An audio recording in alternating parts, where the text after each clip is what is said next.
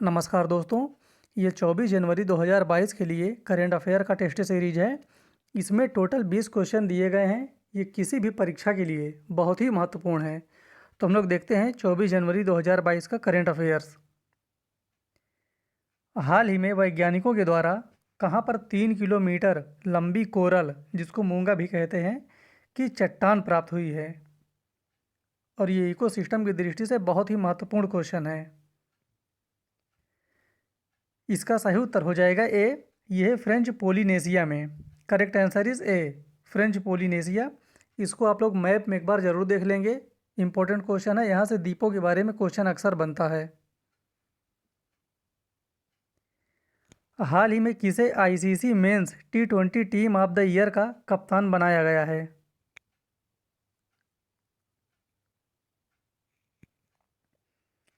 इसका सही उत्तर हो जाएगा सी। यह है बाबर आजम को। बाबर आजम पाकिस्तान की क्रिकेटर हैं। Correct answer is C. हाल ही में ऑक्सफोर्ड यूनिवर्सिटी प्रेस ने किसे वर्ष 2021 का children word of the year घोषित किया है? ऑक्सफोर्ड यूनिवर्सिटी के द्वारा 2021 का किसे वर्ड ऑफ द ईयर घोषित किया है? सिंपल सा क्वेश्चन ये है। ये ऐसे भी पूछ सकता है और जैसे इसमें दिया गया है इस टाइप से भी पूछा जा सकता है। इसका सही उत्तर हो जाएगा B, anxiety. Correct answer is B.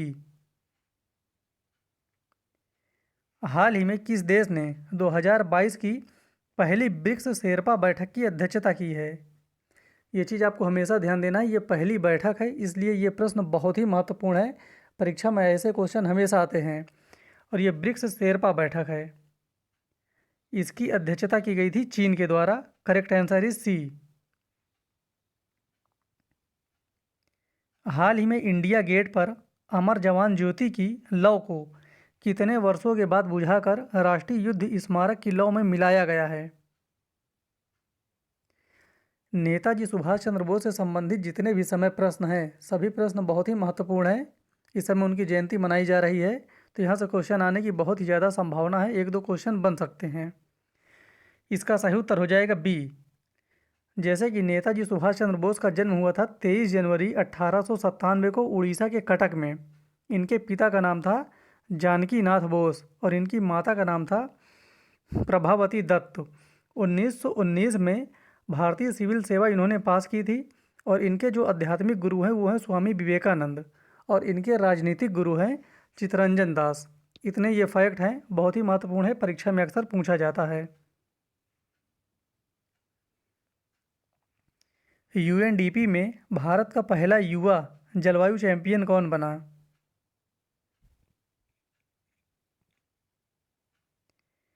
इसका सही उत्तर हो जाएगा ए, प्रजाकला कोली।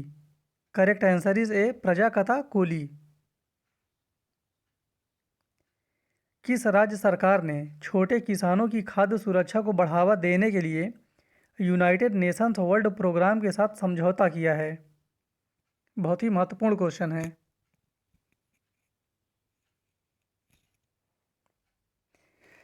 इसका सही उत्तर हो जाएगा बी। यह है उड़ीसा राज्य। Correct answer is B. हाल ही में किस बैंक के द्वारा डिजिटल भुगतान सूचकांक जारी किया गया है?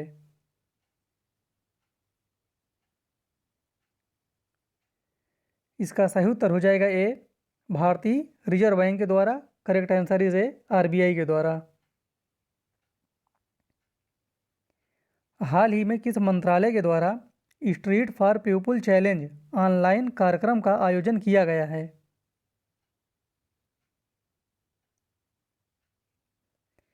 इसका सही उत्तर हो जाएगा सी। ये किया गया है आवास और शहरी मंत्रालयों के मामलों के मंत्रालय के द्वारा। करेक्ट आंसर इज सी, आवास और शहरी मामलों के मंत्रालय। द्विवार्षिक विद्युत बाजार रिपोर्ट का अपना प्रारंभिक 2022 संस्करण किसने जारी किया?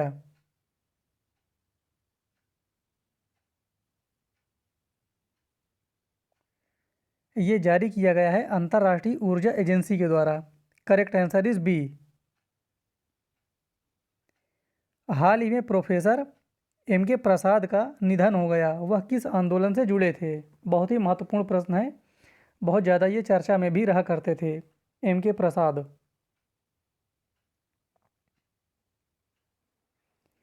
इसका सही उत्तर हो जाएगा बी।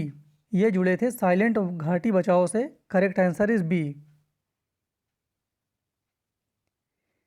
भारत और किस देश ने मौजूदा विज्ञान और प्रौद्योगिकी सहयोग को 3 और वर्षों के लिए बढ़ाया है?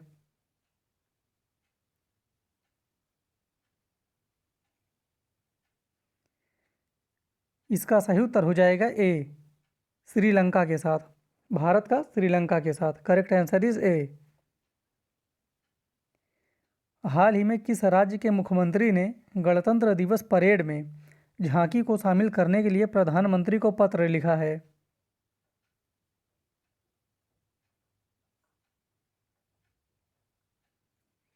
इसका सही उत्तर हो जाएगा सी। ये है केरल राज्य के CM. Correct answer is C, Kerala. Kargil युद्ध के कैप्टन विक्रम बत्रा की प्रतिमा का अनावरण भारतीय सेना द्वारा कहाँ किया गया है?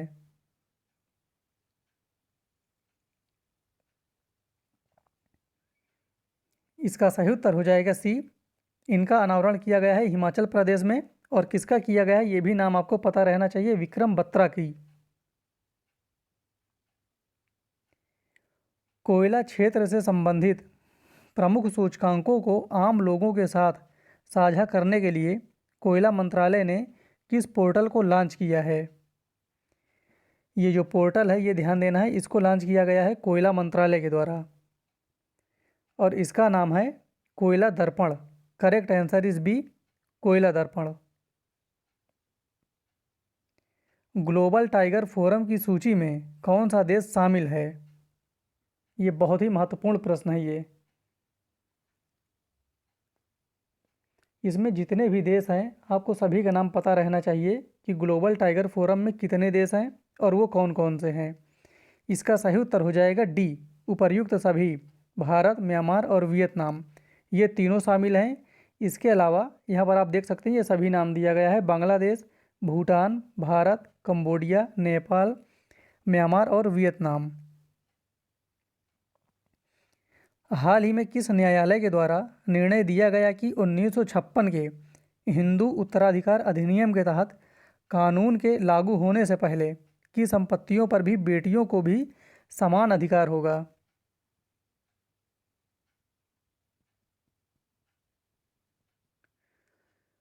ये निर्णय दिया गया है सर्वोच्च न्यायालय के द्वारा। Correct answer is D, Supreme Court. हाल ही में भारत का किस देश के साथ खाद्य सुरक्षा पर समझौता संपन्न हुआ?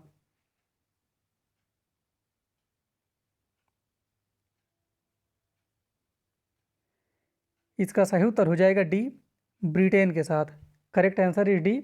और ये जो समझौता हुआ है ये जलवायु परिवर्तन के कारण हुआ है। इसका करेक्ट आंसर है डी। इसके कारण से वहाँ कुछ समस्याएं हैं, इस कारण से ये समझौता किया गया है ब्रिटेन के साथ।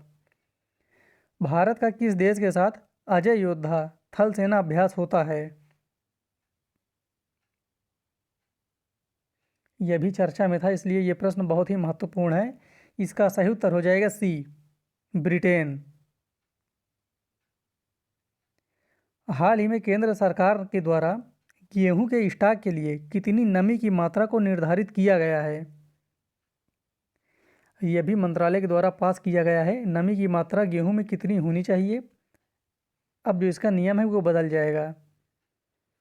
इसका सही उत्तर हो जाएगा ए, अब होनी चाहिए 12%। लेकिन जो अभी तक थी वो थी अभी तक 14%, लेकिन अब इसको घटाकर 12% कर दिया गया है। तो इसका सही उत्तर हो जाएगा ए। इस प्रकार से आज हमारा 24 जनवरी का करंट अफेयर्स कंप्लीट हुआ। किसी को कोई भी डाउट हो तो आप लोग कमेंट बॉक्स में कमेंट कर सकते हैं। फिर मिलते हैं अगले वीडियो में। धन्यवाद।